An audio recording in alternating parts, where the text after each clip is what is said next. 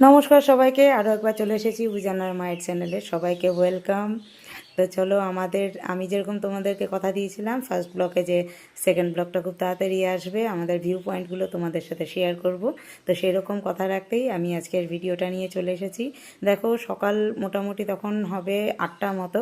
আমরা বেরিয়ে পড়েছিলাম। আমরা যেই হোমস্টেতে ছিলাম, মমতা হোমস্টে লেপচা জগতে, সেখান থেকে হাঁটা পথে প্রায় 10 মিনিট মতো লাগে পাইন ফরেস্ট পৌঁছাতে। মোস্ট পপুলার একটা ভিউ পয়েন্ট লেপচা জগতের পাইন ফরেস্ট। তোমরা হয়তো অনেকেই জানো, আবার অনেকেই জানো না। তো তোমাদের সাথে এই ভিডিওটা শেয়ার করছি সেই জন্যই। তো দেখো, সকাল 8টার সময় এত সুন্দর, মানে আমরা যেহেতু মালদা থেকে গেছি, ভীষণ গরম মালদার ওয়েদার, আর এখানে গিয়ে পুরো একটা ঠান্ডার ওয়েদার। আমার ছেলে জ্যাকেট পরে টুপি মাথায় দিয়ে, ওর ভীষণ ঠান্ডা লাগছিল। এইবার এর মধ্যে দেখো রাস্তাগুলোও ভিজে আছে, কুয়াশাটা এমনভাবে ছিল যে বৃষ্টির মতো পড়ছিল। আর আমরা সেই পরিবেশের প্রকৃতির মানে প্রকৃতিকে উপভোগ করছিলাম খুব সুন্দরভাবে। তো তোমাদের সাথে সেই জন্য এই ভিডিওগুলো শেয়ার করা, যাতে তোমরাও দেখো, আনন্দ পাও সেই জন্য। তো এত সুন্দর একটা ওয়েদার।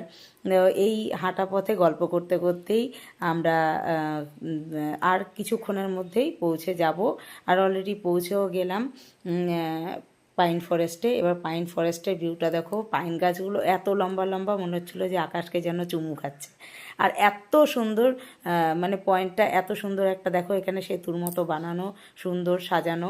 এখানে জাস্ট একটা কি বলবো, সেলফি জোনও বলতে পারো এটাকে। খুব সুন্দর দেখতে, সবাই হাঁটছিল, সবাই সেলফি তুলছিল এই জায়গাটার। তো এইটা ছিল আমাদের ফার্স্ট ভিউ পয়েন্ট ঘোরার জন্য। আর তারপরে সেখান থেকে বেরিয়ে একটু আশেপাশে আমরা মা ছেলেতে মিলে দুজনে মিলে ছবি তুলে নিচ্ছিলাম, একটু ভিডিও করে নিচ্ছিলাম।